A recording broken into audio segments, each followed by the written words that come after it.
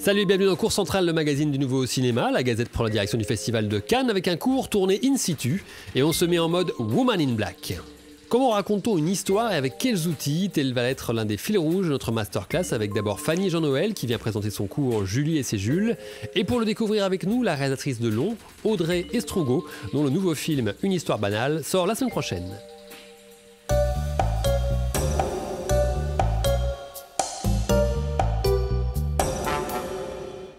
Tourner un cours à Cannes, pendant le festival, il fallait oser.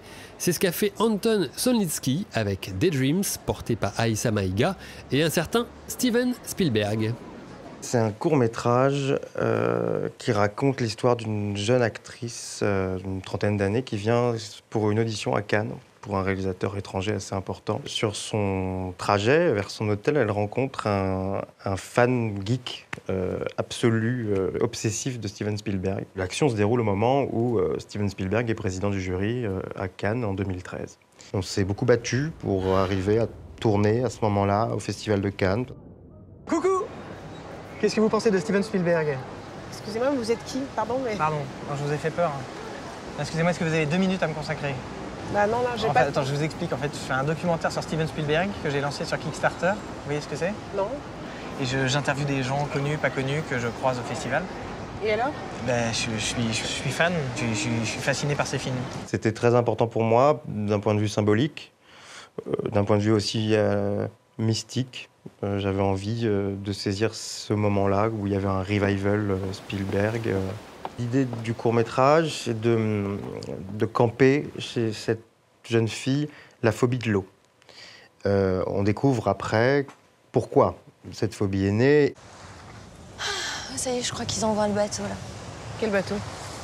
Bah, le bateau pour aller sur le yacht. Mais c'est pas ici le rendez-vous? Bah non, c'est sur le yacht. Moi, je vais pas sur un yacht. Bah, tu fais comme tu veux. Pourquoi t'as peur? Mais j'aime pas l'eau, je suis phobique, je peux pas aller sur un bateau. Tu déconnes. Je ne veux pas raconter que Spielberg a foutu la trouille au monde entier, même si c'est un peu vrai. Je pense que la phobie de l'eau naît d'autre chose. Mélanie, attends-moi! C'est à la fois une comédie dramatique, à la fois une réflexion sur ce que c'est que le rêve, et aussi une déclaration d'amour au cinéma de Steven Spielberg.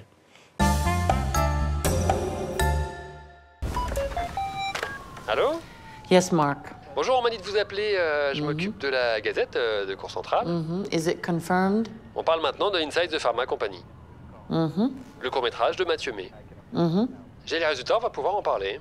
Are the tests 100% sure? Ça se passe à New York, dans un grand labo pharmaceutique. Et en fait, donc, ça se passe de la nuit dans un bureau. Et en fait, le labo appelle le PDG pour lui expliquer que c'est bon, les tests pour trouver le vaccin contre le sida sont concluants. Et donc, ils ont trouvé le vaccin contre le sida. That was Mark from the lab. The vaccine against AIDS has been found.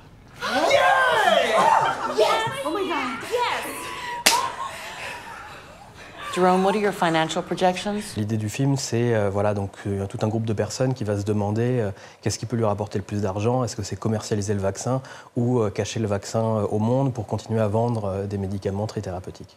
When the vaccinations will have covered 70% of the population, AIDS transmission will be completely erased from the planet, and our turnover will drop shortly.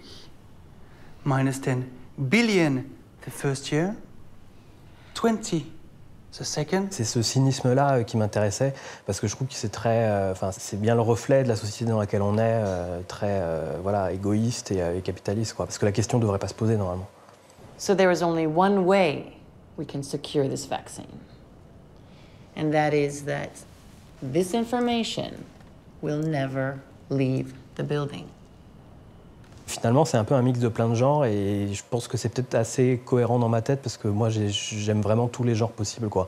De la comédie musicale au western, en passant par la science-fiction et le fantastique, quoi. Donc, je pense que j'ai voulu mixer un peu tout ça, quoi.